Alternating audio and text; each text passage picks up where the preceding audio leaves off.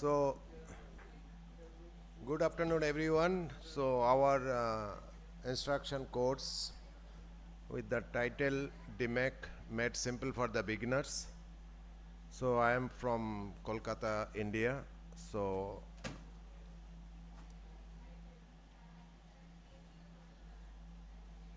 if you see this two photograph of same patients, two eyes, DSEK and DMEK, right hand side DMEK and left hand side DSEK, and there is a lot of difference, and I call it newness of small differences.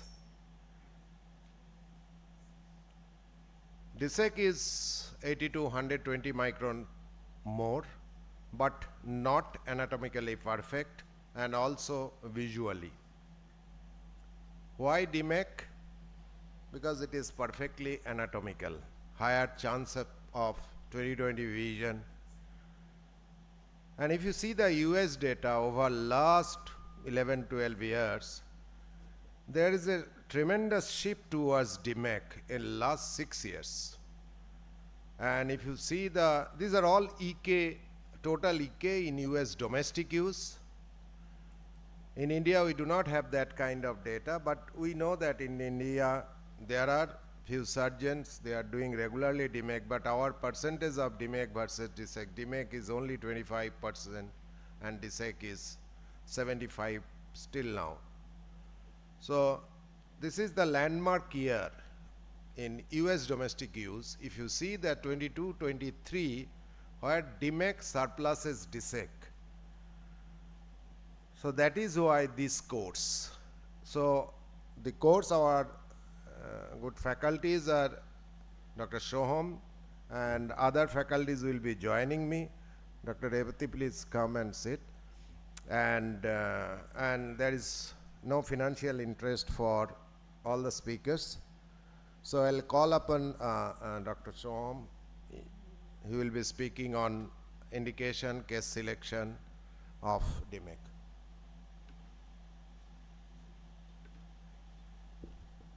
Good afternoon, everyone, and thank you, sir, for including me in this instruction course. So I'm Shoham Bashak. I'll be talking about the indication and case selection for DMEK and basically some practical pointers on how to choose between your DMEK versus DSEK patients. So broadly speaking, any cornea where there is an endothelial dysfunction is a good candidate for these endothelial keratoplasty procedures. So the commonest scenario that we see in our country is pseudophakic corneal edema and rarely some of the aphakic corneal edemas as well. And here we have to be, this is mostly if you're doing it at early stage, these are good patients to start off your DMEK cases with. And there can be some variations like where this is a very long standing, where there is a lot of epithelial hypertrophy. You might feel that DMEK is not possible, but if you look at the AIOS2025-IC102-DMEK and you see a picture like this, where there is a huge stack of thick epithelium, you can just peel it off and then the visibility improves and then you can go ahead with your EK procedure. This can be done either on a same sitting or as a staged procedure as well. Then this is a little bit challenging following TAS because there is more chances of fibrin and bleeding and there is a huge chance of developing glaucoma postoperatively. This is relatively less. Although the surgical part is similar, postoperative management is quite challenging in TAS situations. Next is with ACIOL. These are some of the older patients who have been operated back in the 80s and 90s where the ACIOL is present. So here you can do two kind of thought processes. If they have enjoyed a good vision with that ACIOL for a long period of time, then probably the ACIOL is not touching the cornea as much. Then you can go ahead and do only the EK procedure. If the cornea decompensated very quickly after the cataract surgery, then better to exchange the IOL either with a scleral fixated or a retroiris claw fixated. Both give very good outcomes. So these are some of the outcomes that we have had. This is 2 years post-op and look at how well the graft has been doing. So if in the AIOS2025, the ACIOL is sitting very far away from the corneal endothelium. Fuchs endothelial corneal dystrophy. So in the eastern part of the country, we see a lot of Fuchs. Almost 40% of our patients are either Fuchs or PBK due to missed Fuchs. So these are again very good indications for either an EK or an EK triple procedure. And then the This is slightly beyond the scope of this course, but again, whether you have to do a cataract only or EK later stage versus a combined procedure, that becomes a little bit of a debate and a thought process. Then this is another thing. So many of us have been doing a lot of PKs and DSECs. So once they fail, especially for DSEC, once they fail, they can be easily taken up as a DMEK procedure patients, and they do quite well because usually the posterior cornea is quite regular. In post PK, we have to take care how the anatomy of the posterior corneal curvature is. If it's a larger graft with a very regular posterior surface, then DMEK can be done quite well. Then because the graft will tend to stick better. Otherwise, we can go back to the DSEC procedures. So again, anterior segment OCT is a very good tool to help in choosing which procedure for which kind of failed graft. So again, therapeutic PKs, these are slightly better candidates than optical PKs because they tend to be larger grafts. So again, so then your graft placement, centering, everything becomes easier.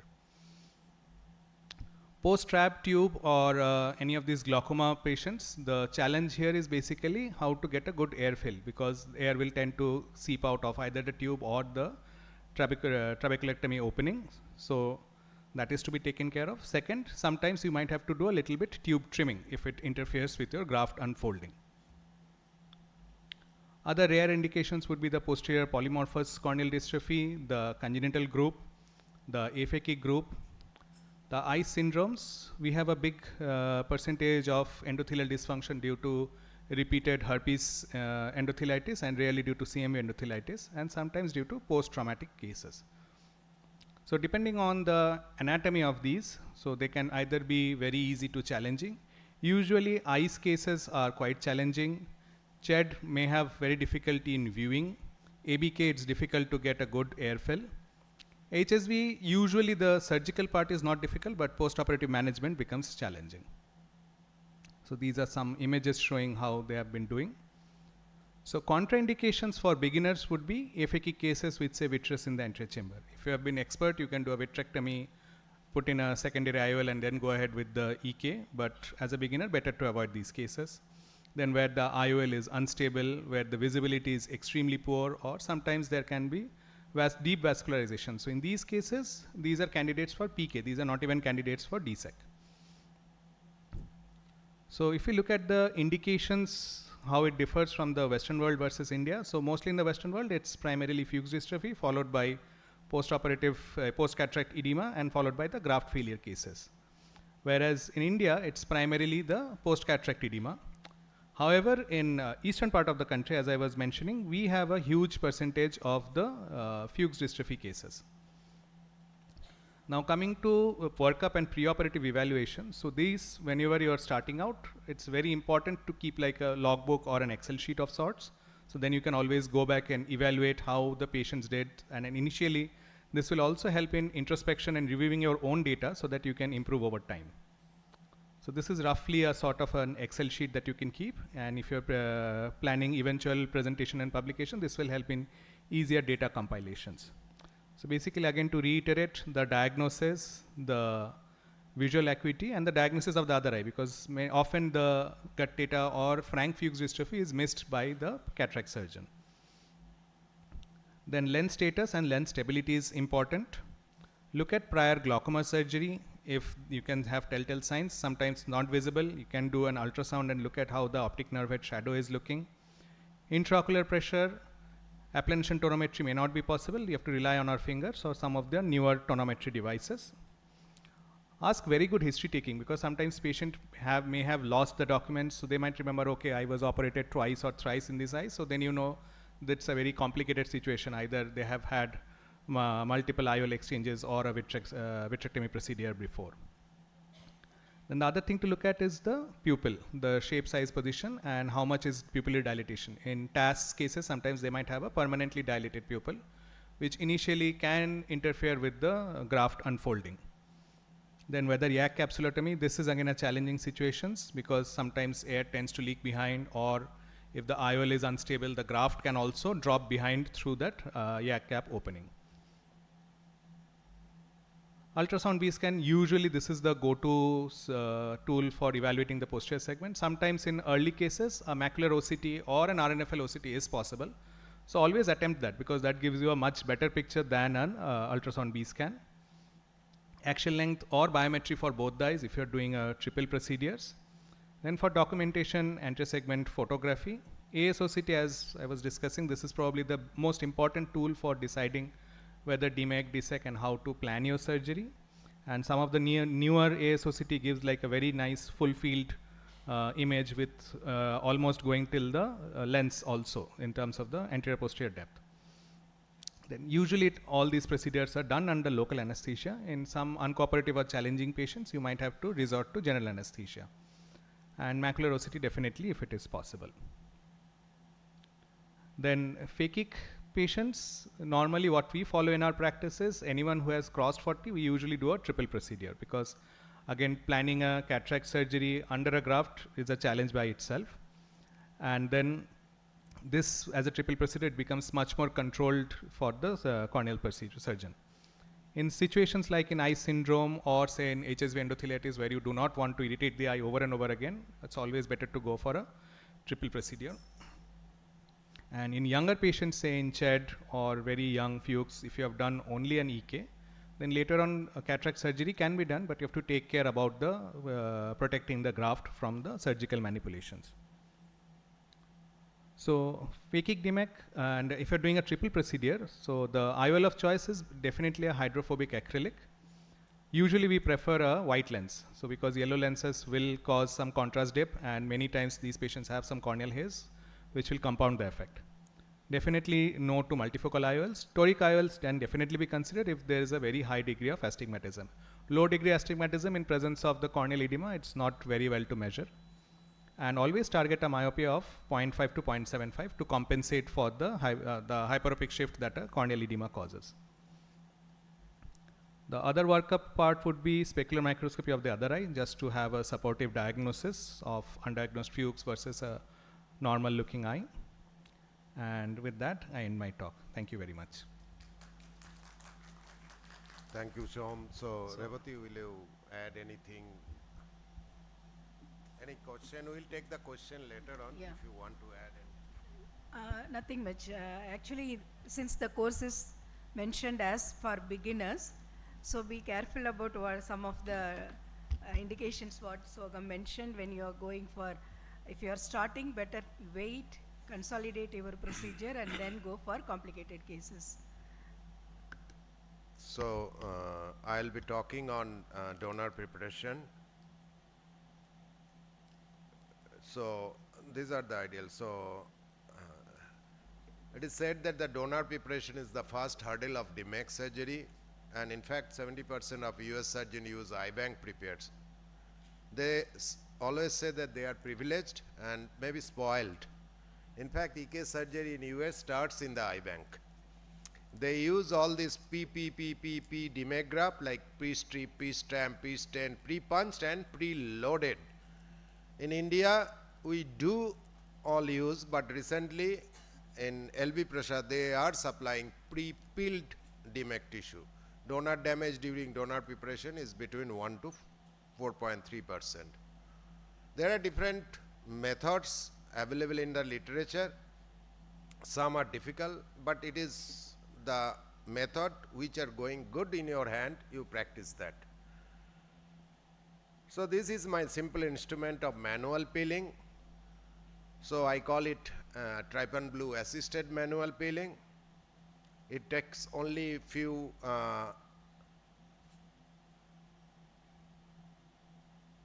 minutes, maybe 3 minutes to 7 minutes time, depending on the donor age, and diabetic status is one of the important thing. So first we do a trypan blue staining with 9.5 millimeter punch, light punch. Then we peel the other thing. We try to leave the edge of the donor endothelial complex. They use restain it to get the margin, and with single hand you just peel it like that. This is real time, no fast, it is normal timing.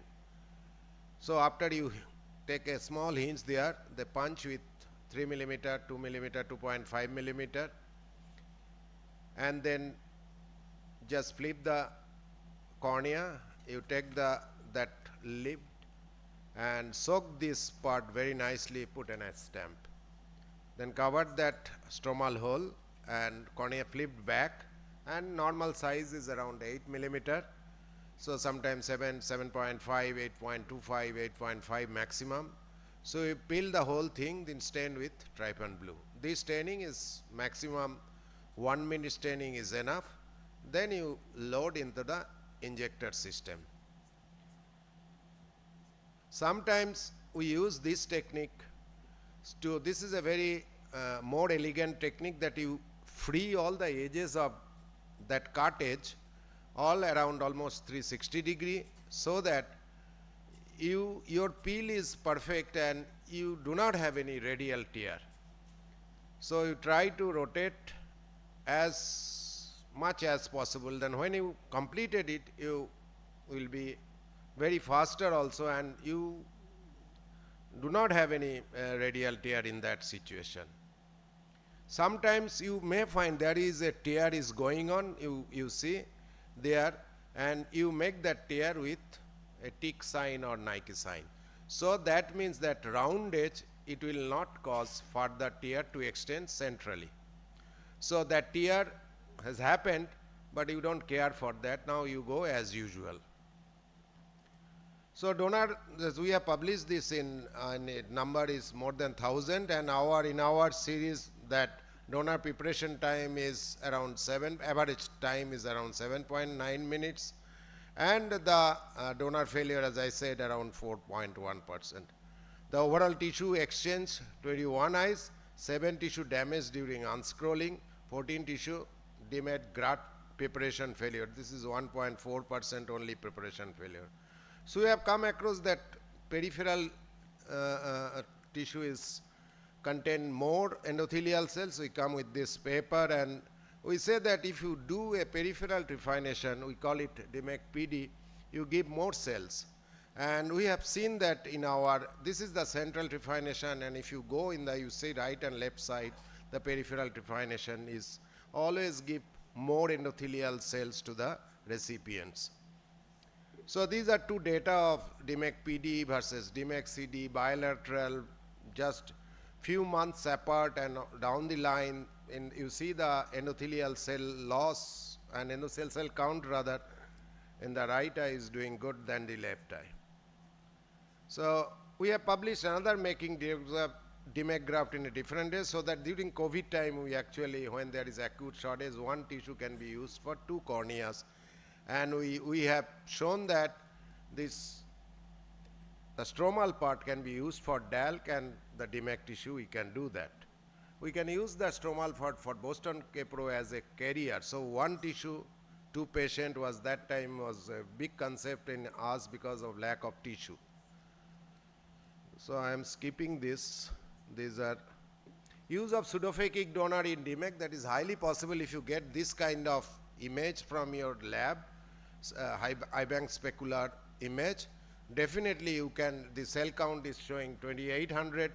So pseudophakia is there. So so after phacoemulsification, and you see that you have to stain the endothelial surface first, and then you have to choose which is the, and if you stain the endothelial, it's also exclude the area where it is stained. Stained area means damaged area. You can base side, as we are doing mostly in the peripheral DMEK nowadays, DMEK PD, so we always take care of this thing. So wet lab practice is very important for few cases. If you do maybe 10 cases, and you will be perfectly doing in this method. And now I am going to the basic steps. Namrata, please welcome. So some preoperative preparation is there. So dilatation is necessary for combined surgery. Initially the surgery will be more like 50 to 60 minutes, and with learning your surgery time will be reduced to 20 minutes only. And you must remember that first few cases you should keep some standby optical quality tissue, so that if anything goes wrong during donor preparation, you can do a dissect also. So that is very important to get a mental boost up. So if you see that case selection in both the cases are almost same, already told, but in DMEK little more careful because we know there are certain things which do not go as DSEK. Donor preparation is only manual by DMEK. Main incision size is 2.8 to 3.2 millimeter. Inferior PI I said mandatory, but I have stopped recently for more than 1 year or maybe 2 years. But anterior chamber during the insertion it to be kept at a shallower level. Then graft transfer is easy in DSEK, but it is difficult in DMEK, mostly by injector. Unfolding easy with the DSEK, but it is the most difficult part, and mostly by no touch technique, and you need some asymmetrical mark on DM sites to have right orientation.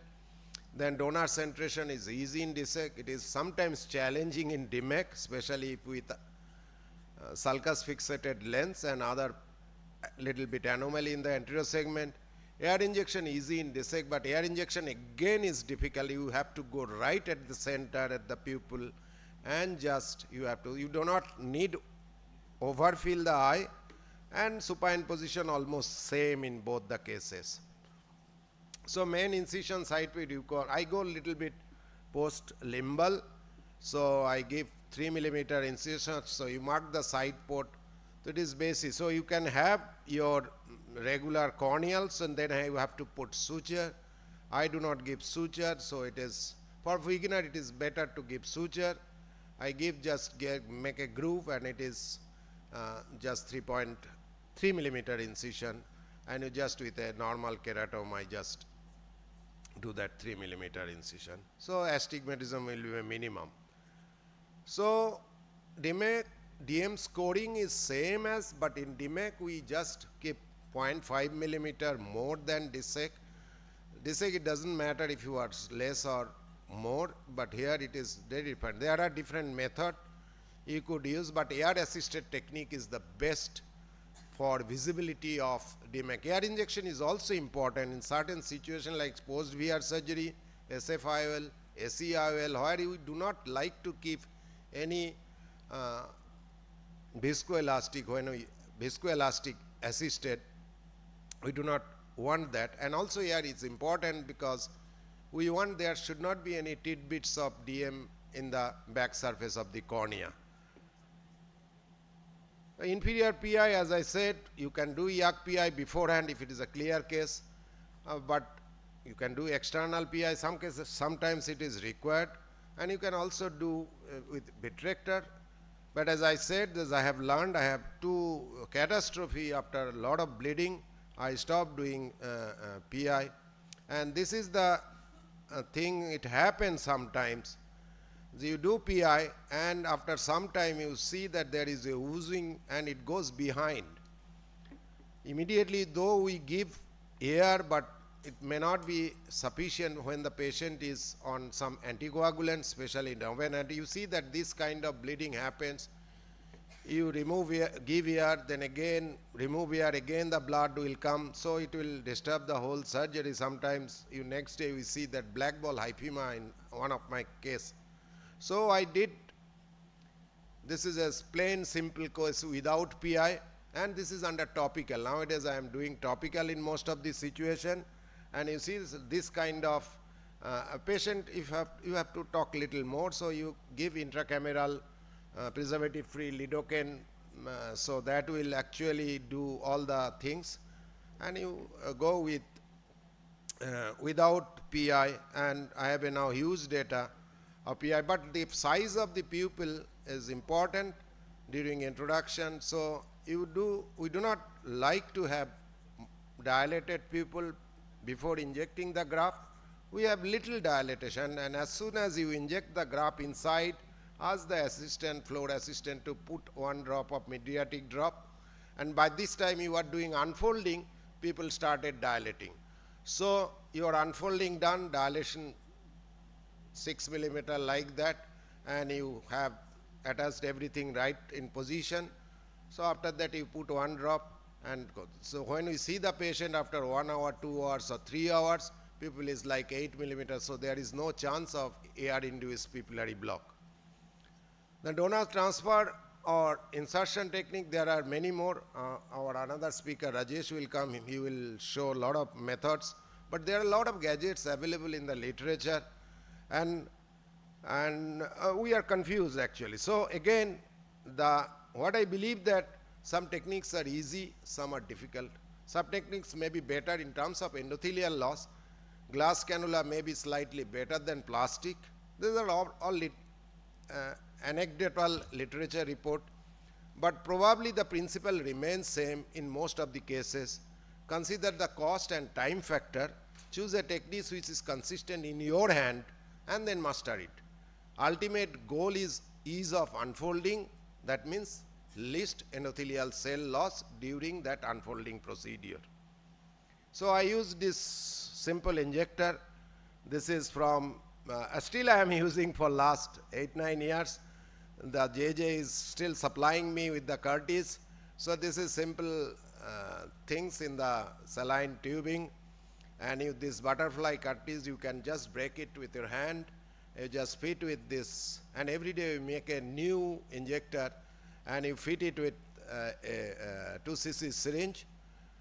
BD, this I do not like that rubber, very tight syringe. These are very easy syringe, and you take the graft in the Curtis.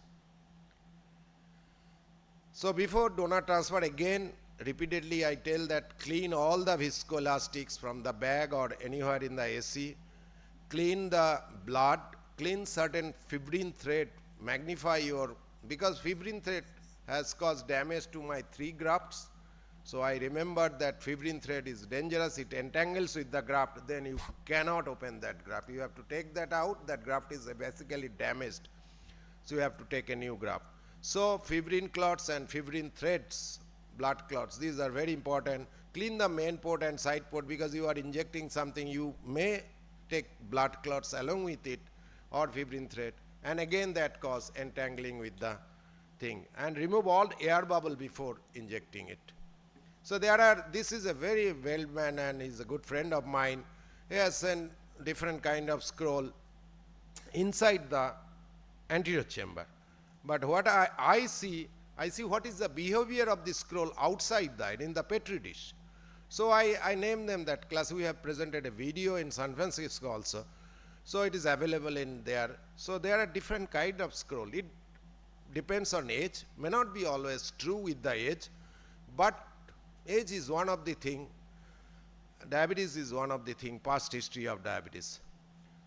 So we try to see where is the S scroll, where is the S mark. Accordingly, we try to draw the,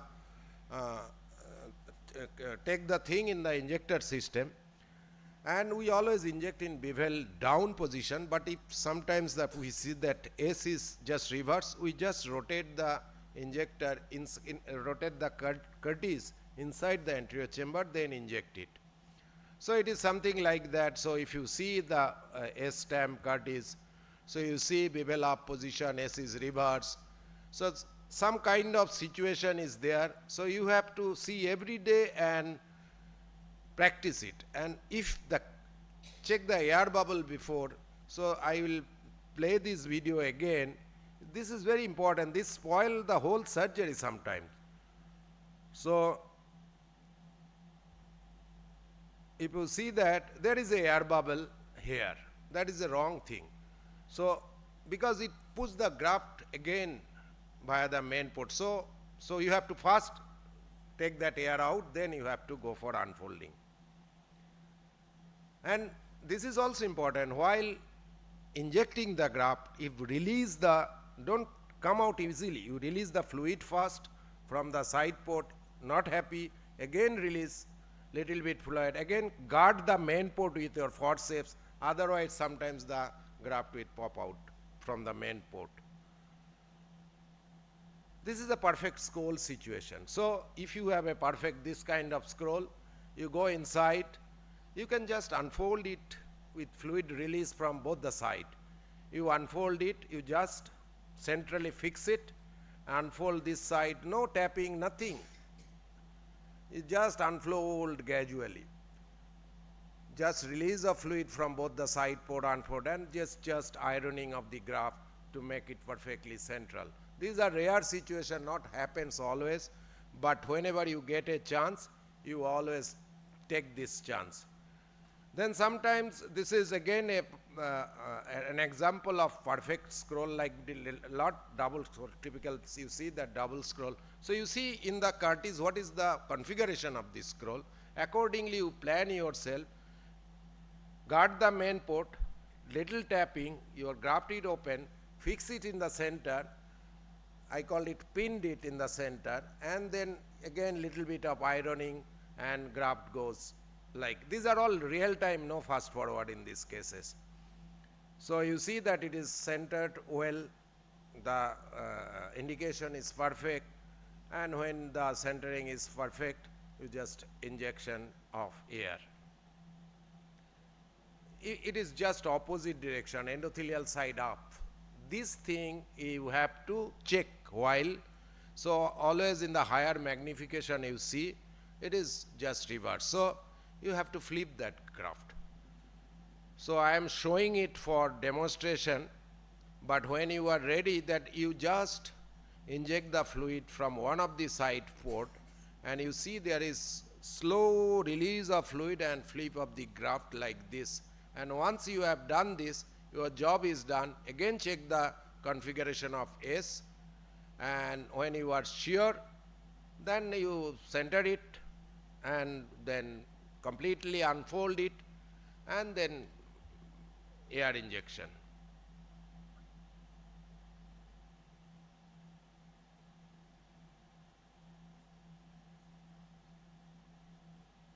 This is again a tricky situation where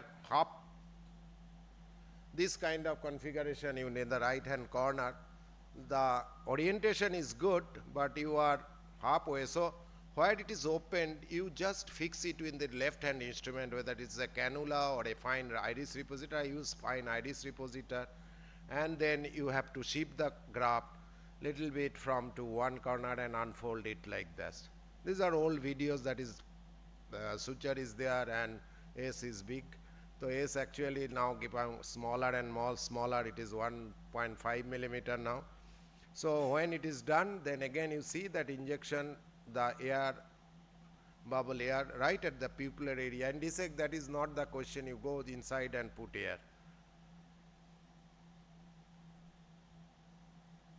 So this is another situation, it is, you see that S is reverse. So you can recognize during unfolding, and again same thing, you have to play with fluid only and tap little bit. Here if you put a suture for the beginners, it is always nice. Here you see that S is right, so you stop there and now centrally fix it, and you just, left hand is always fixing the graft so that it should not move towards the any of the wound area. This is a demo surgery I was giving. I was doing in Kolkata, and the live surgery was telecasting in Italy.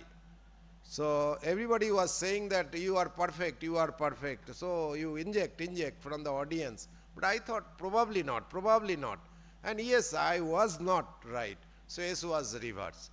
So again, how do you check this? So again, you have to remove the whole air and again tap, and little bit, this is a kind of TAS patient, so behavior was different. You can see the color of the iris.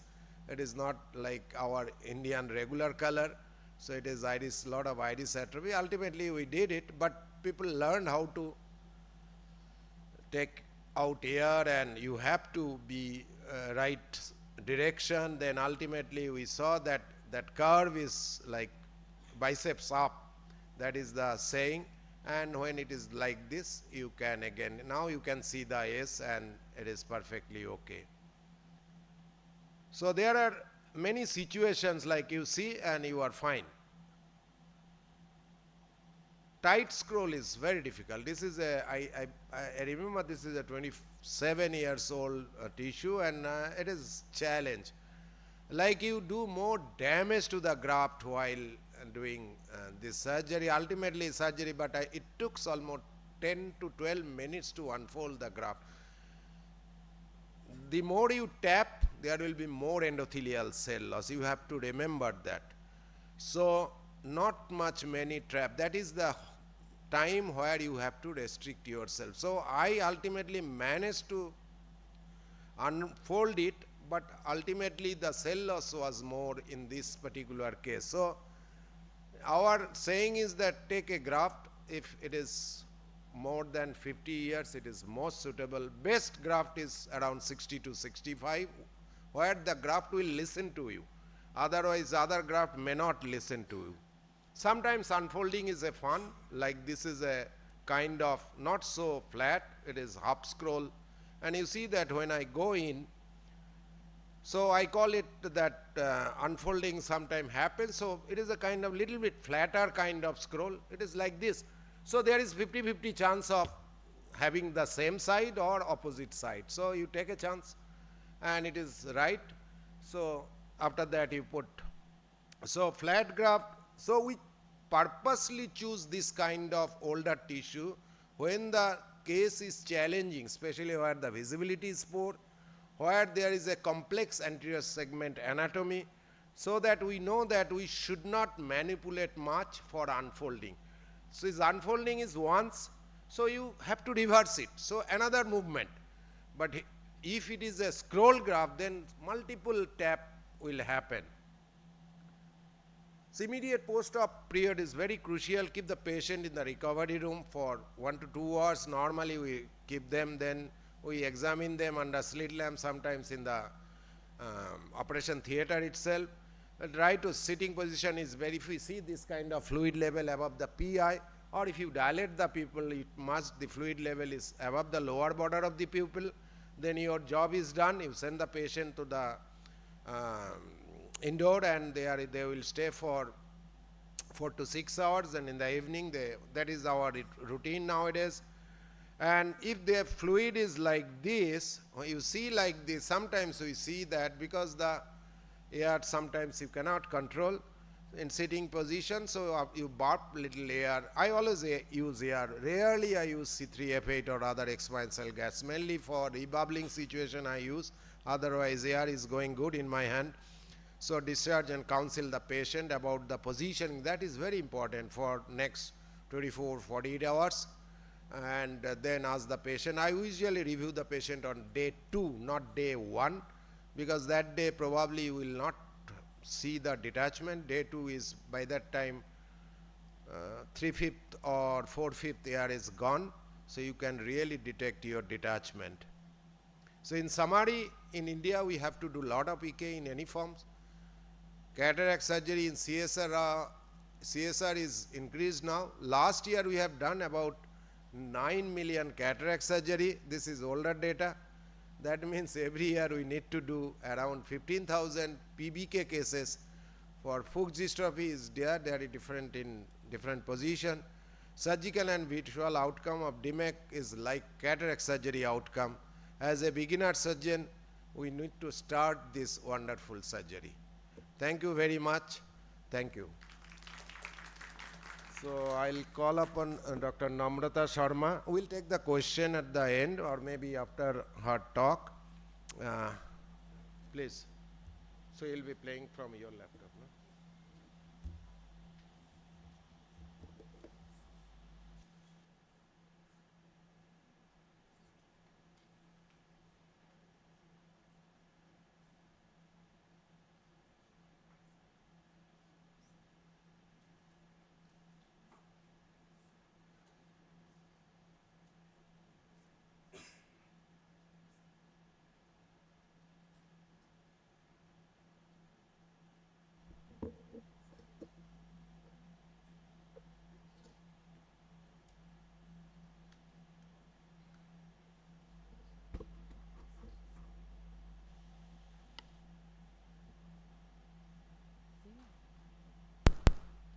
It's coming there.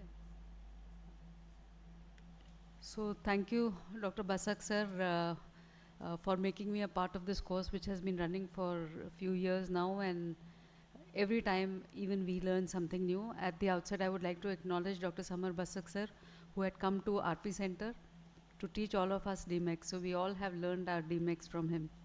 I would be talking to you about intraoperative OCT guided DMEK, and not that you require it, but it just helps you to understand the dynamics better. But even if you don't have it, you can still do DMEKs, and everybody does DMEKs without them as well. There are no financial or proprietary interest, and it does render an in vivo cross-sectional view of the optical tissue. The ones that we have is the microscope integrated OCT, and no financial interest, but the ones which we have are from Zeiss. And it does give you continuous and simultaneous acquisition and display of the OCT images. They don't disturb you, they are at one side, but they actually come in the right upper corner, and the whole eye picture comes in the center. But you can always refer to it, and because they come also in the monitor, you can also see the monitor and see and refer to it, especially if you are in a catch-22 situation. So as far as the DMEK is concerned, there are two aspects to it. In our country, we are still, most of the surgeons are doing their own donor dissections, although in other countries there are pre-stripped tissues which are available, and of course the host dissection. So this is a trephination which is being done about 9.5 millimeters. Trypan blue staining of the Descemet's membrane has been done. The Descemet membrane is removed from all sides, and this is with the help of a hook that you see the consistency of the Descemet's membrane, and just pull it in one direction. Because it's already trephinated, it will, and it is already separated from all the sides, it will easily get converted into a roll. So like I said, for this step, you definitely don't need it, because your Trypan blue does the job. And this is the 3 millimeters punch which is being used to punch it, and then very carefully this is floated back into position. So it is a game of fluid and game of these Mirocell sponges. So fluid to float it, and Mirocell sponges to dry the fluid to see that it moves back, and then this is flipped, the lid is opened, and this is S-shaped stamp. Before you do this, all your edges should be dry, otherwise this S will smudge. And then subsequently you put it back. After putting it back, the entire corneoscleral rim is again flipped, and then because it is already detached, it comes out quite easily, except for little area which will be still attached, where one has to be careful, and this is then floated in. So you can see it is S, and it is it's already scrolled up, waiting for it to be loaded and to be injected. Now this is a case of Fuchs dystrophy with cataract. So cataract surgery has already been done, and the diseased Descemet's membrane is now being removed. Again, for this step, you actually don't need it, because here it is quite smooth. But if there are some remnants, then the intraop OCT helps you to see them. After removing the diseased Descemet's membrane, the Descemet's membrane scroll, which was fashioned earlier, is taken. I like to use Gauder injector. And once it is put inside, you can see the scroll. Notice that it is upside down. So once it is upside down, you have to give inject a jet of fluid, which has to be done quite forcefully, so that the whole thing will unscroll and go in the other direction, opposite direction. And once you see this scroll in this configuration, just have to inject an air bubble to cause the apposition. So this is just to show the same case. It may be a little hazy on post-op day 1 or 2. In fact, post-op day 1, it is always very clear, and post-op day 2, it starts to become a little hazy when the pump starts functioning of the DMEK roll which has been stuck. Now this is in hazy media, and this is the reality in our country, where we really don't see very clear corneas. And descemetorexis is again being done here, and here it's quite irregular. It is not as regular and smooth as it was in the previous case.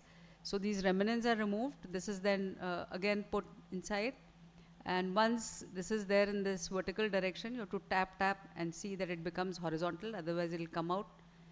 And I like to also give one more stab incision here. So I have one stab here, one here, and one the main wound. So the graft doesn't get choked inside, and you can just tap from any of the place. And once it is in the correct configuration, again you can put the air. So this, I think, is essential. That is, at least it works well in my hands, that you have another side port here. So it doesn't get choked inside this. You can actually flatten the AC from any side. So this is the same case in the post-operative period. It takes a while to clear such hazy cases, but they do clear up. And we did publish this MIOCT guided DMEK in corneas with poor visualization. Now just to show hazy corneas, and this is auto case of this is hazy DMEK scroll. Like I said earlier, this is the correct configuration and this is the opposite configuration. So again, one has to look at this. So even if it is similar to the bicep scroll upwards, it means that you are in the right direction. So you can see small scrolls here. This is quite hazy, otherwise you can't make out.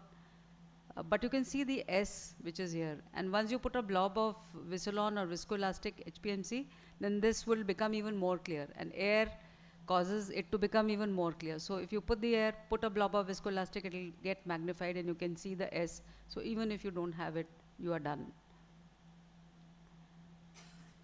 Now, this is IOCT guided and use of crescent blade as a refractor. Sometimes these remnants are there and you can't make out whether they are there or not. So because they have been stained with a trypan blue dye, just put a silver reflector or a crescent blade.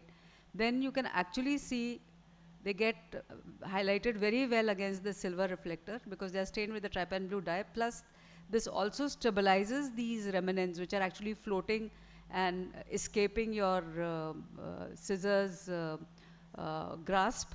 So if you put this silver reflector, you can see them, you can stabilize them, and then you can pull them along the silver reflector, and it gets easier. And if there's any remnant, you can just move it all around to see if there are any remnants which are present or not. And we did again publish this technique of using a silver reflector to see this. Now sometimes, like in this case, you're doing the 2-pin method. So with one cannula, you just you put it there so that it doesn't move out. And once you put the air bubble, there are folds present here. You can see this edge is folded. You can leave it there, but another way of addressing is putting fluid in between your DMEK graft and the overlying cornea, and subsequently putting the air bubble. So it kind of just irons out the fold on that side which was there. Even if you leave it, it doesn't matter, but sometimes you do. I mean, you don't want to say it because every time in the post-op period, you'll be chasing that fold. But clinically, it doesn't make a difference if it is there. This is DMEK in eye syndrome, and in eye syndrome, you may have posterior synechia also, which may be present. So these need to be addressed. Always, if you remove the epithelium, the view will get a little better. And again, this will not come out piecemeal in eye syndrome, and sometimes very difficult to take out these remnants because they will be fragmented, they will be irregular, and they will be adhering to the back of the cornea. So again, it is important to ensure that there are no remnants which are present, and stain them and take them out, as is seen here. And they may be even pigmented because they are stuck to the back of the iris. And this is again the graft is put there inside, and again, like in this case as well, because of the hazy part, if you do have a IOCT, then it does help. So this is the eye syndrome and in the post-op period. So this is a case of failed DSEK, post-penetrating keratoplasty. This DSEK is failed. So the failed graft is being removed. This is adhered to the underlying iris, and this is also possibly the reason why it has caused to its failure. So very gently you have to tease it out so that you don't pull the iris along with the graft. And then subsequently, now if I see like this, I'll load it like this only, because I know that all I have to do is just inject it like this. So just load it like this and just inject it like this. So once you do that, your orientation cannot go wrong. And like Dr. Basak said, even at the cost of making the bevel up, maybe you can increase the incision a little bit, but it is best to load it in the correct orientation and then to inject it in the correct orientation. And of course, then the correct S will stare at you, which means that your endothelium is down.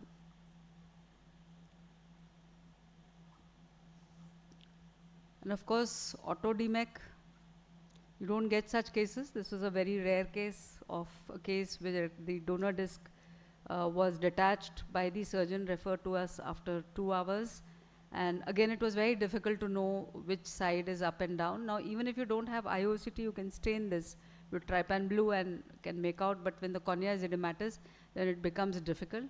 I call it auto-DMEK because it is the patient's own Descemet's membrane which came out and which we are trying to oppose after 2 hours of phacoemulsification surgery. And when again you get that biceps curl upwards, and this is the importance of this, you get these sections over here like this.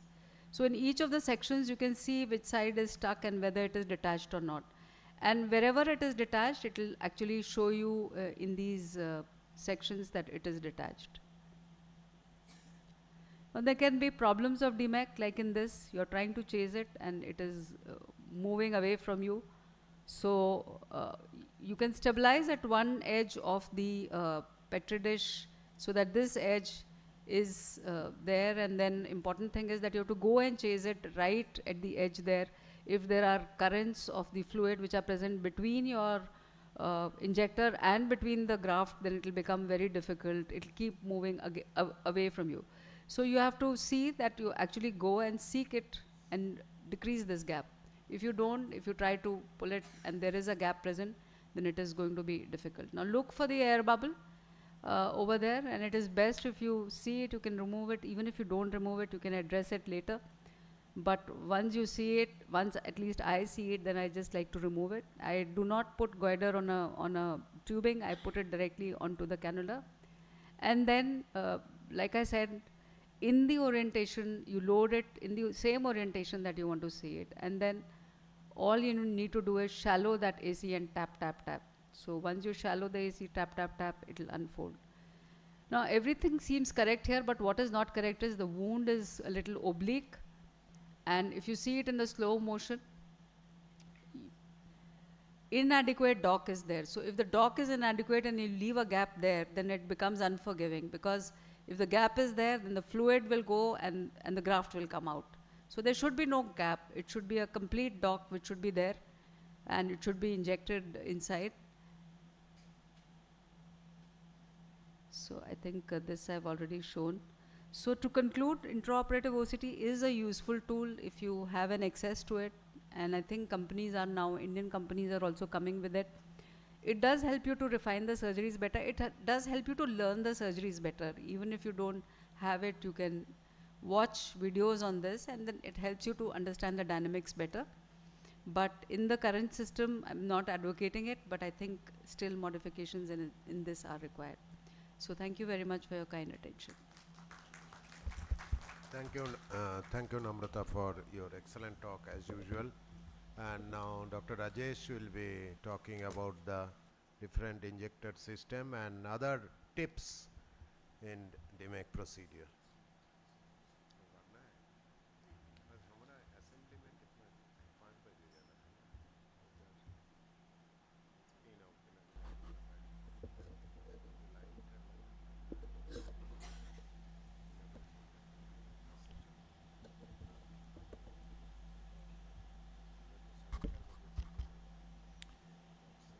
Good afternoon, everybody. At the outset, I would like to thank Dr. Basak for including me in this course. He has been doing this course for a long time and covering a very important aspect of DMEK surgery, which is currently the preferred technique of doing endothelial keratoplasty. How many people in the audience doing DMEK? Okay, we do have some.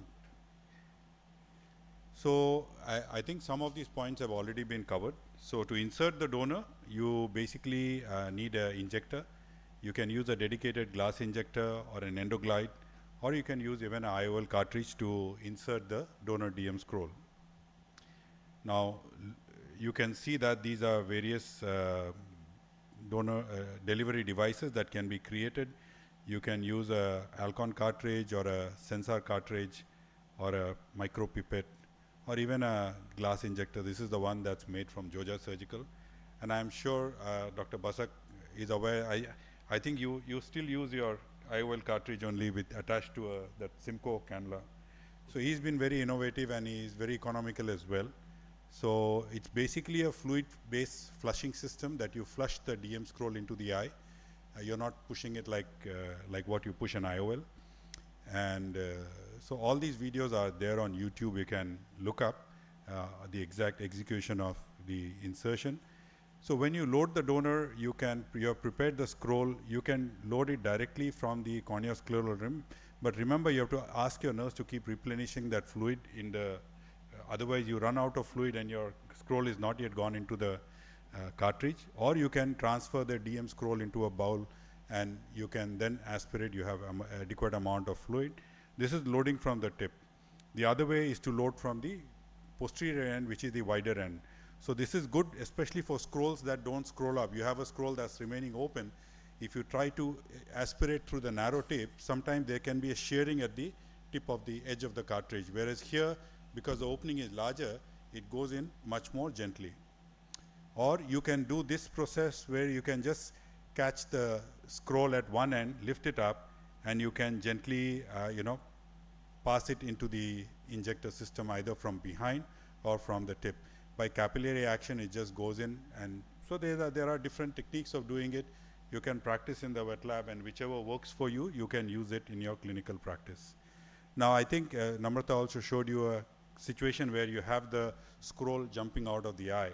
This is undesirable, because as you inject the fluid to push the donor into the eye, the AC gets filled with BSS, and sometimes, especially if the anterior chamber depth is not adequate, you will have the AC becoming pressurized, and then when you push your donor in, you can have, as soon as you remove the tip of your injector, you find that there is a tendency for the donor scroll to try and jump out of the eye.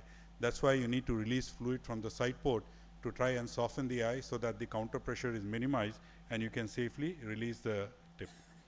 Also, before you inject your donor into the eye, try to identify the orientation of the scroll by looking at this tip where you see that V.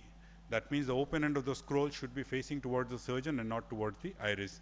So when you insert it like that, you are inserting the donor in the right orientation. So thereby, the job of unfolding becomes easier. Otherwise, you unfold it, you realize it's upside down, and then you again have to spend time to try and flip it over. So this is when you have the biceps curl or the the open end of the scroll facing towards you, that's the right orientation. Now here you can see that when you're trying to insert, and if there is increased fluid pressure, the tissue, and this also happens when your speculum is very tight or you have given a peribulbar block and there is too much of external pressure. So that upthrust also causes the AC to shallow, or you have made a wound that's larger than the tip of your injector. So sizing is very important. If you oversize your wound, the fluid leaks from the side and you have the tissue trying to come out from the side. If you undersize, then what happens is you manage to get your tip inside the eye, but when you're trying to remove it, you find that the tip of the cartridge is kind of stuck in the wound, and then you manipulate and it suddenly comes out, and then the egress of fluid brings the donor back out onto the conjunctiva. So these are the various configurations that's there on this website called patientready.org by Peter Wellman. So when you just push your graft into the eye, the donor scroll goes into the eye, and depending on the turbulence of the fluid, it can end up with any of these configurations that you have. But ideally what we want is we want a double scroll or a single open scroll with the open part of the scroll facing towards you. When you have that open scroll, single scroll on top of you, you secure the wound first, because while tapping you don't want fluid to get out of the main wound and the donor tissue to go out. So secure the wound and then keep the AC slightly shallow. I use two cannulas, one cannula to kind of fixate one edge of the donor and the other one to tap either inside, outside, or you release fluid from the side port. These are the three basic mechanisms. So if you have a fluid filled chamber and you have a scroll that's like that, if you have a paracentesis on that side, when you release fluid from the paracentesis, this part of the scroll will open up like that because it follows the fluid. Or if your scroll is like that, if you tap internally, then that fluid wave that goes out also carries the scroll to open up. And it doesn't scroll back because your chamber is not fully, if you have a deep AC and then you open it up because there is enough space, it will keep going back like this. But if you have a shallow chamber, partially formed chamber, then when you tap, the fluid is able to push it back, but then because there is not enough space, it cannot spring back into position. So same thing you do when you are tapping outside. When you tap outside, you move the fluid column away, but when the fluid column comes back, it takes this and tries to open it up. So here you can see you have like a taco fold. So if you have a taco fold, you give a short burst of fluid through the side port, just to move this fold, which is like that, you make it like this. So the direction of the fluid is not towards the donor tissue, but below towards the iris. So you want to create a turbulence in the iris. So just give a short burst, and that moves this taco to the straight, and then you can use the same principles to open. This is slightly, if you have a tighter scroll or a younger scroll, then you use the drum roll technique or the Dirisambar maneuver, where you kind of pin down one edge of the DM scroll, and then using the second one, and like a carpet unrolling maneuver, you kind of continuously tap from inside outside, and you can get the scroll to open up. If you have a vitrectomized eye or an eye with a deep anterior chamber or a high myopic eye, you can use an air bubble on top of the scroll. That means within the scroll you can put a small air bubble and then use that air bubble to manipulate to get the scroll to open up. But remember, once the scroll is open up, you remove that air bubble very gradually, because if you remove it quickly, again the scroll will go to its original position. You do that even without removing the air bubble. You can straight away go and put an air bubble below, and the air bubble on top will move to the side, but sometimes that can affect your centration of the DM scroll. There is a technique, or the endo-in technique, which Donald Tan likes using with the endoglide. Even Massimo Bushin had shown this technique with a contact lens. So here you are basically physically folding the graft endothelium inside like a DSEK graft, and this can then be transferred onto a IOL cartridge. So the endothelium is not on the outside like a conventional scroll, but the endothelium is on the inside. And then you can use a microforceps to bring the tip of the DM scroll forward, and then you can see that you can pull the scroll into the eye just like you do with the DSEK graft, but don't let go, and then you can tap on the surface and the scroll. Now the scroll is like that, and you're opening up the scroll, and then you put an air bubble in between the scroll, and you can get the scroll to open up and put an air bubble. This is good for cases where, like this case had an AC IOL, or you have a shallow chamber peripheral synechia you have released, where if you put in the scroll upside down, you don't have space to re-scroll it, because then you won't be able to deepen the chamber. So in those kind of scenarios, this is good. If not, then you straight away do a ultra thin DSEK. It will work the same way. So that's the same patient with the endo-in pull-through technique, and you can see that the patient does very well. This is another patient. This is the kind of outcome that you see when you do a DMEK. Now, can you get this double scroll consistently? Yes, in about 70 to 80% of eyes, by moving the column of fluid between the narrow and the wider part, you can get the scroll. The scroll is tight when it's in the narrow part. When you push fluid to the wider part, the scroll opens up, and then when it re-scrolls, it can go into a double scroll configuration. So that way, by moving the fluid, by agitating the fluid, you can achieve a double scroll configuration in about 80-85% of the eyes, depending on the age of the donor. If you have older donors, they don't have that elasticity, so it will not spontaneously go into a double scroll. And if you use very young donor, that is such a tight scroll that sometimes the opening that you see between the narrow and wider part, it doesn't open up. There is another technique described where you take the tissue, when you are putting it in the Petri dish, you hold the tissue in the center at one edge, and then you just move the tissue in the Petri dish, and you will find the two edges away from the place where you hold, that goes into a double scroll. So these are ways and means where you can try and create a double scroll before you aspirate into the injector. The other thing that I do in my practice is I use an AC maintainer. The role of AC maintainer is that you connect an AC maintainer through one of the side port. This side port should be on either, it can be on either side of the main incision. Don't put it at 6 o'clock, because then the flow of fluid will take the donor scroll towards the AC maintainer. Now, when you keep the AC maintainer on, the anterior chamber remains deep. So now when you're trying to push your tip of the cartridge into the eye, you don't have the iris getting engaged. So you can safely put your tip of the cartridge inside, and then you can rotate it in a way that your open end of the scroll is facing up. At that point of time, you ask your nurse to stop the AC maintainer, and then she can disconnect it from the IV tubing. Now, when you have an AC maintainer that's inserted into the eye, the other end is disconnected. What it does, it allows fluid to leak out from the anterior chamber. So then at that point of time, you push your scroll into the eye. So what happens is, there is no counter resistance, so the fluid flow is easier. Your scroll goes into the eye without too much of resistance, And once it goes into the eye, the chamber does not remain deep because you have fluid leaking out from the AC maintainer. So your chamber shallows. So what happens is the inferior iris and the cornea will catch your donor tissue. So when you're removing the tip of the cartridge, you won't have the tissue trying to jump out. So that's the advantage of doing it. And you can see that in this video that we have that. You can see the scroll goes in very easily. And I'm removing the tip of the cartridge from the eye. And you can see that the cornea is dimpling down. There is no tendency for the scroll to open up. We put in a suture, slightly form the chamber because the chamber is shallow. It's a double scroll, and you can see I'm just holding it in the center, and if I tap on either side, I release some fluid. You can see the scroll opens up, tap outside. This is already open. Once this is open, you can tap on one side to move the graft, and then again release a little bit of fluid so that it doesn't come back. And then you can, so this is again very important. Once your tissue reaches the desired position, the lifting of the cannula should be very slow. If you lift it too quickly, the movement of fluid column will again bring the graft back. And you can see now you can go and tap on the other side, your scroll is already open. So this video is actually in real time, it's not been edited, so it hardly takes a minute or two for unfolding the DM scroll. You can see another video, again the same. We put in the tip of the cartridge into the eye, rotate, so the open end of the scroll is facing towards the surgeon.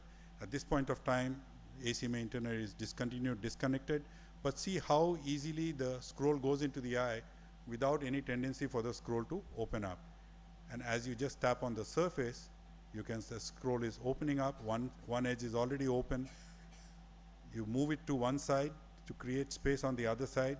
Then you fixate this edge.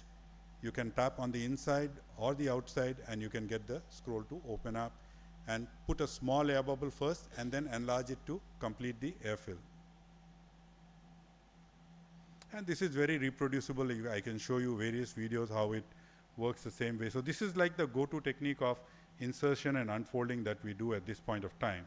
Sometimes if you have a deep chamber, as you are inserting with the continuous turbulence of fluid, you can have the scroll getting upside down, give a short burst of fluid, and you can get the scroll to open up. But remember, if you inject more fluid here, it scrolled, but then as the fluid movement continued, it went back into the upside position. So you have to go back and you release fluid from the side port. Now you see that once it is in the desired position, first thing you do is don't start tapping.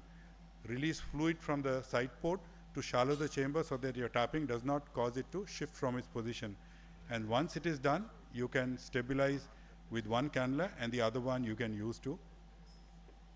And don't use violence. There is always gentle movements. And remember that, so unlike a DSEC graft where you stroke on the surface on the graft to make it move, here you don't stroke on the surface. Stroking on the surface will be counterproductive because you move the fluid like that, then the fluid rebounds, and the rebound carries your graft in the opposite direction. So always go outside the graft and with the two cannula tap to create ripples, and then you will find that your graft will slowly move forward. This is again for a tight scroll in a young donor where the scroll is not opening up. You can use either this cannula which has two side ports. You can insert you first orient the long axis of the cannula to your side port, and then you place the tip of the cannula inside the scroll, give a short burst of fluid. The side movement of the fluid opens up the scroll, and then you can just complete your surgery. Marking S-stamp, we already know. The other options are creating a triangular notch or putting asymmetrical marks like the Roman numerals 1 and 2.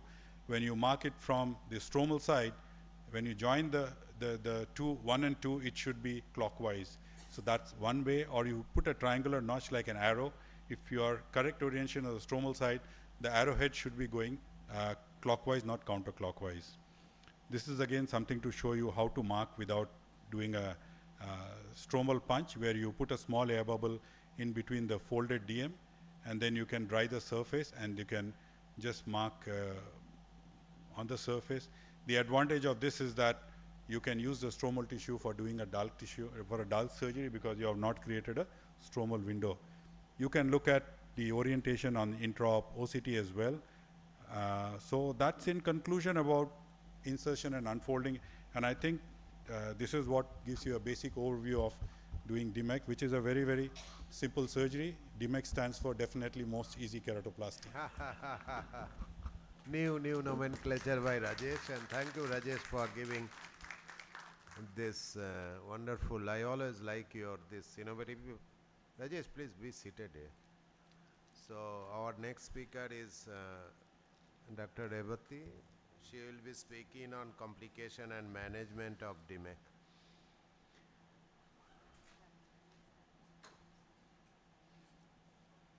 Thank you.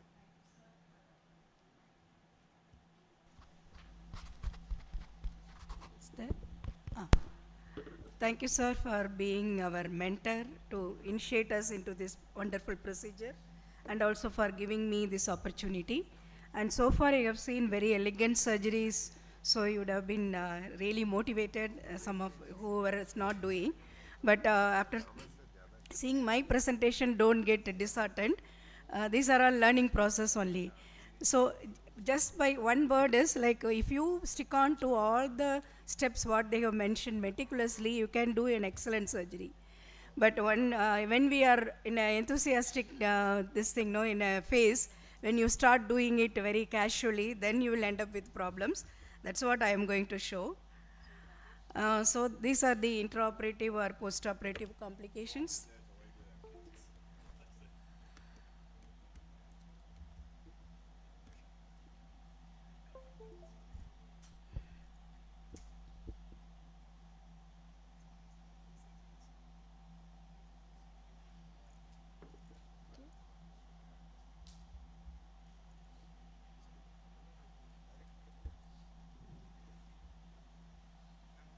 Shift हो जाइए, इसमें PPT show नहीं हो रही है आपकी, उस वाले पोडियम पे शिफ्ट हो जाइए. Okay, there. Yes ma'am.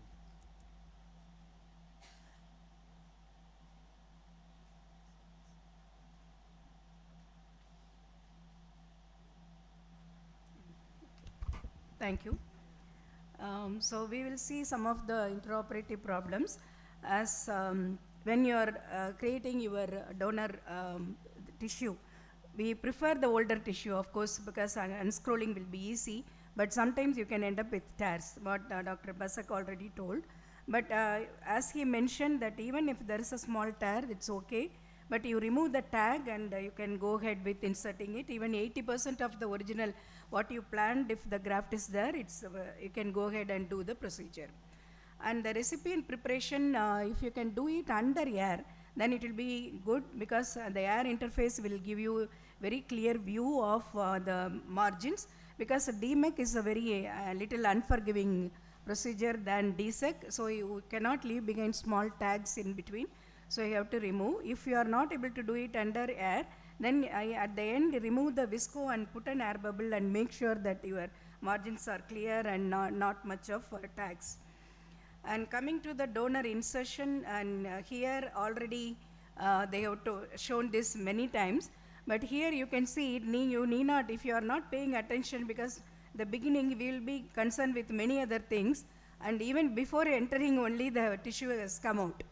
So this we have to keep in mind while engaging the inserter into the wound, and then of course many times we can even again retrieve the tissue and use it.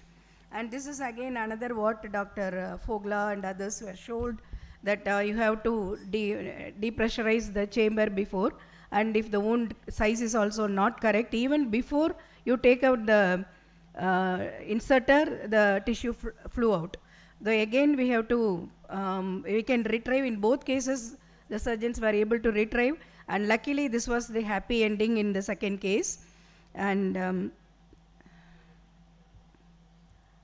And coming to poor visualization, sometimes we'll end up with this in a very edematous cornea, and also if you manipulate too much, the donor tissue will lose its color. Then again there will be very difficult, it will be very difficult to assess the orientation, your marking and other things. You can debride the epithelium beforehand only, and even you can apply a drop of glycerin before manipulating, and that will clear the view a little bit. And also you can use like from our retina colleagues, we can borrow and use some intraoperative lighting also. And this is one such case where you can hardly see the triangular the tissue there with such edematous tissue, And if you see the, unless you pay attention, when the surgeon try to give the pressure in the center to unfold it, that's it, the tissue is gone. So it has gone behind the pupil, and then finally he could retrieve it, it seems, and he was able to use it also. But it can happen when the view is not very clear, like easily we can miss out the thing. And coming to the unscrolling, Dr. Fogla already mentioned, and I use this, the regular cannula itself, I inserted into the scroll in inner core, and then with a burst of fluid, I opened it, and since I know the stromal side is up, I even use it to unfurl it a little bit, and that's how I manage a tight scroll. And another area is where, like, because it's a origami tissue, donor tissue, and it's a very large one, if you can see. It's going up to the limbus. Such cases, you can get that what Dr. Namrata showed as the DM fold in the center. The surgeon is not at all happy, try to iron it out, and then finally, even when trying to inject the air, he was not able to even insert the cannula into the side port because it's going up to the thing. So we carefully, he has to insert it through the main wound. And so when you are planning your the button size also, it's very important. Do not be like, no, you want to put as much endothelium into the eye, so don't go for a very large graft. Okay, sorry. So the sticky tissue already mentioned, there are some steps, iridectomy or your main wound, there will be a lot of bleeding. So wait patiently till it stops and then go in and do the injection and other things, otherwise it can go and stick.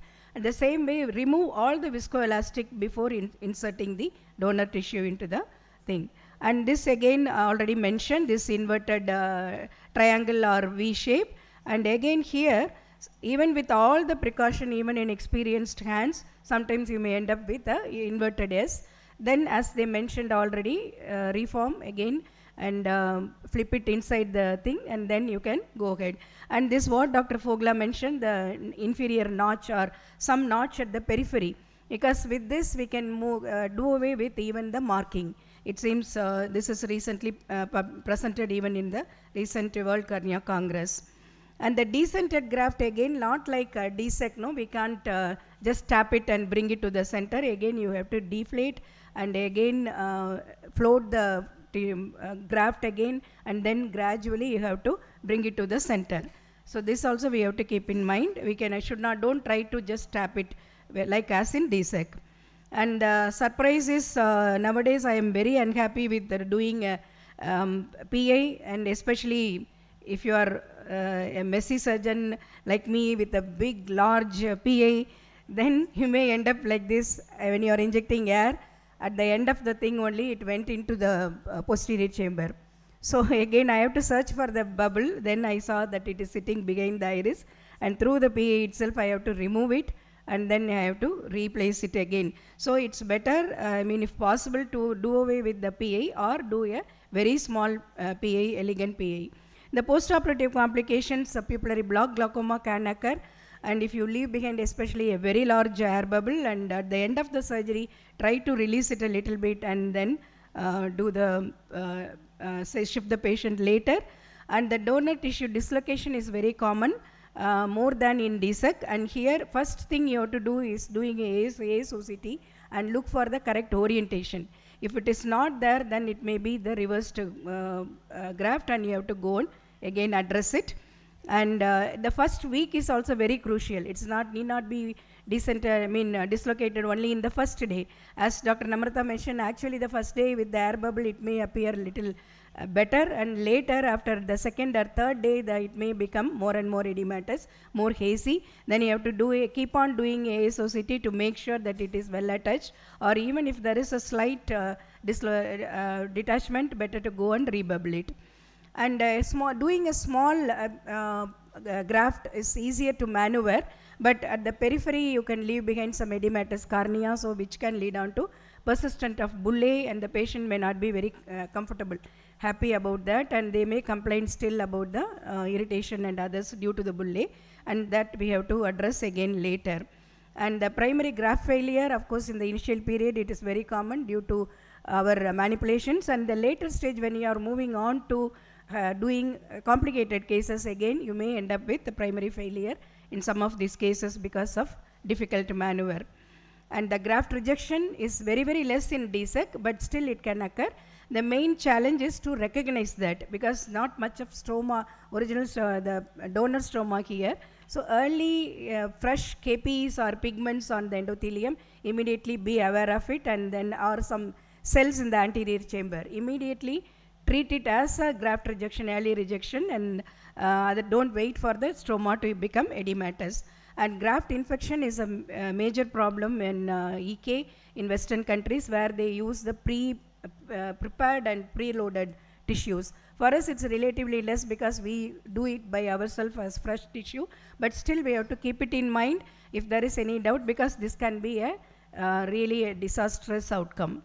And in conclusion, it's a very elegant surgery, as already convinced, you might have convinced by my previous speakers, but still we can go for, we can end up with some small problems, and most of it because we are not paying attention to the minor details. That's what I understood, because DMEK as such is not a very challenging procedure once you know the trick how to do it properly. Thank you.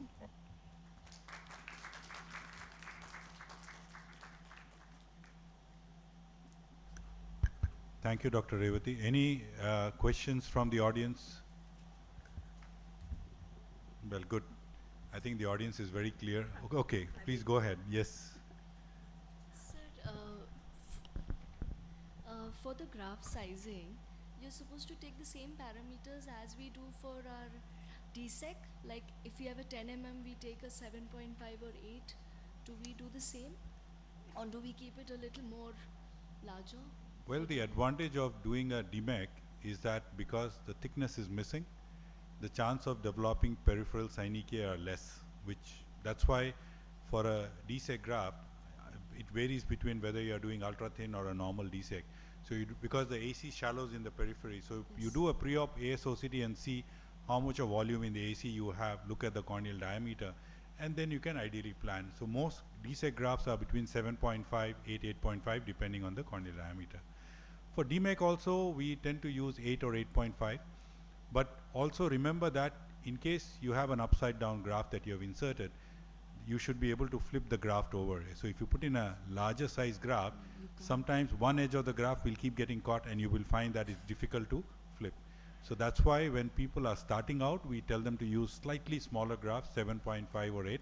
But yes, always look at the AC volume and the corneal diameter, and then go and punch your tissue and then decide. Just to add to that, if you're doing it in a PBK situation, just look at how anterior the previous cataract incision is, because that also sometimes interferes with if it's a ragged incision, can interfere with the graft unfolding. And I think other complication you showed was the infection. So infections can be very subtle. So I think if you have successfully performed a DMEK procedure and the patient is doing well, and if your patient on the follow-up visit you see any abnormality in the interface, don't ignore it, because while the patient is on steroids, the patient may be asymptomatic. And in the US, the most common infective etiology is Candida. And that can be very, only when you stop the steroid, you will find that there is an inflammation. Why early intervention is important is because sometimes the infection remains in the interface, and in the early stage, if you even remove the donor DM, you prevent the infection from infiltrating significantly into the host cornea. Otherwise, if you wait and then you see on the OCT, you find that the host cornea is also involved, then the management becomes even more challenging. In some cases, there is a case report by Elmer too, where they have done intrastromal injection, because these are deep-seated infection. So topical medications or systemic medication will not help. So if you have a small infiltrate which is not in the visual axis, you can try giving intrastromal very close to that, but monitor the patient and don't hesitate to intervene if you need to go back and remove the lenticule. If it's an advanced stage of infection, I would then not open it up. I would do a therapeutic penetrating keratoplasty, including the cornea and the infection, and so that I can remove it en bloc. Because once you open it up, that infection can spread, and if you have a unicameral eye, sometimes you can get infection going into the posterior segment as well. Yes.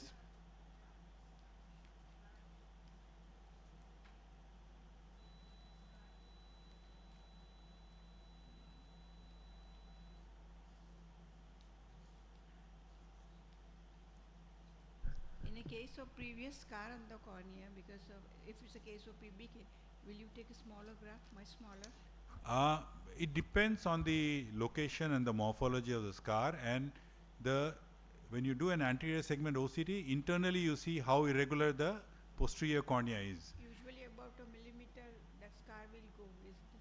Yeah, but if it is yes, you can decenter the graft, or you can use a smaller graft. And if the inner cornea is not too irregular, then sometimes you can even use the normal or the larger size, because a DMEK graft, because it doesn't have volume to it, it will mold over that mild posterior irregularity. So the same thing we use when we do in failed grafts. When you do failed cornea graft, you have a circular incision and the graft-host junction. So you see pre-operatively on the AIOS2025-IC102-DMEK, if the posterior graft-host junction is jutting into the AC and very irregular, then either you use the same size or slightly smaller. But if the posterior incision, the graft-host junction is not very irregular, you can even put in larger graft which overlap. Thank you. Yes, madam. Dr. Fogla. Sir, what is your experience on doing DMEK in vitrectomized eye or in operated SFIL? Can be done, but not as a, if you're a beginner, maybe not the great case to start with, because one of the techniques of unfolding is that you want to shallow the chamber. So if you have a vitrectomized eye, the lens iris diaphragm remains, so it doesn't, as you try to release fluid, it doesn't rise up. So then what happens is you have a cornea that's becoming concave. So opening the graft can be a little bit more challenging. So although we can still open by doing a lot of manipulation, you may kill more cells in the graft. In that scenario, maybe an ultra thin DSEK would be much more easier to perform, and you will preserve more endothelial cells. In SFILs, operated SFIL? Yeah, same thing with SFIOL as well, because it's a vitrectomy, you do vitrectomy and put a SFIOL. Yes, sir. So most of your cases were without PIs. So at the end of the surgery, how much air bubble do you leave, and like what is the pressure No, inside most of the cases you see, I always perform a small inferior PI. Okay, and then at the end of the surgery, how much air bubble you do, and do you Well, buff if it I have a at the end? patent inferior PI, I just do a complete air fill. But it's important if you not to overfill. If you keep your eyes soft and you just keep injecting air, you can put in more air into the AC than what is required. So the surgical technique that we follow is that you first put in a mid-size air bubble. After that, you put in fluid, BSS, to normalize the eye pressure. Once the eye pressure is normalized, then you go back and inject more air to fill the AC.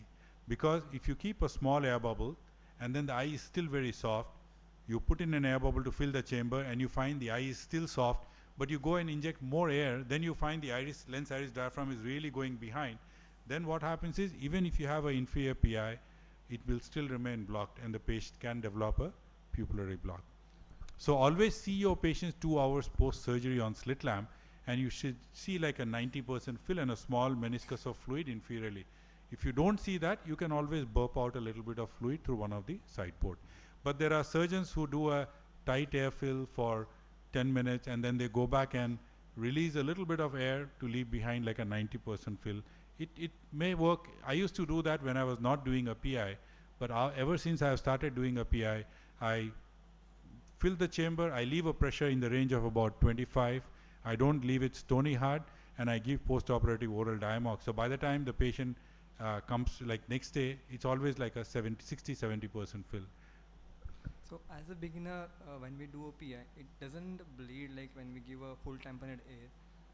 But we PI can bleed because it's a vascular tissue. Like it gets So what you should do is, after you do a PI, don't be hurried to put in your graft. You do a PI, wash out the blood, suture your main wound, put in a complete airfill, wait for a few minutes. When you do a complete airfill, wait for 3-4 minutes, it will arrest the bleeding. This we overcome, but the next problem is a lot of pigments get released. As a beginner, we face a difficulty in like the visibility gets poor because of. But you wash out. If you wash out, then all the pigment can be removed. So after you do a PI, you give a wash, you put in an air bubble, and then before you put in your graft, again remove the air bubble, give a wash, because that also prevents formation of fibrin. When you have bleeding, sometimes you can have fibrin in the AC. So that air fill that you do for 3-4 minutes also controls the production of fibrin, and when you wash it out, you find that you don't get the issue with. Thanks. I think we are in Fogla, time. will you use the cutter for PA or? Well, both. You can use a cutter if you have a nice sharp cutter, or you can do a inferior vertical paracentesis. It's not a shelving paracentesis. Go with your knife at 6 o'clock, just go vertically down, and then use a microforceps to pull up the iris and do a small inferior PI. And always check that your PI is patent. So what you can do is take your cannula and pass it through the pupil behind the iris and reach the area of the PI. If you can see your metal cannula, you know that the PI is complete. And if not, sometimes there can be a partial PI and you can still have a block. And when you're using a cutter, don't keep the cutter for a very long period of time. What happens is, not only will it eat the iris, it will eat the underlying zonules and it will eat the vitreous, and then you have the problem of aqueous misdirection. You fill AC with fluid and you suddenly find your entire lens iris diaphragm is coming up. Hi. Dr. Fogla, you do your surgeries using scleral tunnel. Do you prefer to do it I do both superiorly? scleral or clear corneal. Okay, when do you choose to do scleral and when do you do clear corneal? When I'm lazy, I do a clear corneal. And when I have time, I do a scleral. But let me give you a real world scenario. If you have more chance of the iris prolapsing, or you have shallow anterior chamber in the periphery, doing a clear corneal is better, because you will not engage the iris every time you go in and out, just like you do a phaco, okay? But the problem with making a clear corneal is sometimes the inner lip is more central. So when you put in your graft, the graft can impinge on the inner lip of the wound. Whereas when you do a scleral tunnel, the inner lip is more peripheral, so you get more space to work around with. You will realize that when you make the wound and then you try to do a DM stripping, the area where you make the paracentesis or the main incision, your reverse Hinsky starts getting stuck there, and sometimes it's difficult to remove. So I think incision planning is sometimes look at the patient's eye and decide whether you need to do superior, temporal, depending on the brow. So these are things that you decide intraoperatively when you sit on the table and then decide. Thank you. I think we have run out of time. There is an inauguration going to happen. And if there are any questions, you can ask the speakers individually. And I thank once again Soham and Samar for inviting me to be part of this symposium. Thank you. Have a wonderful meeting.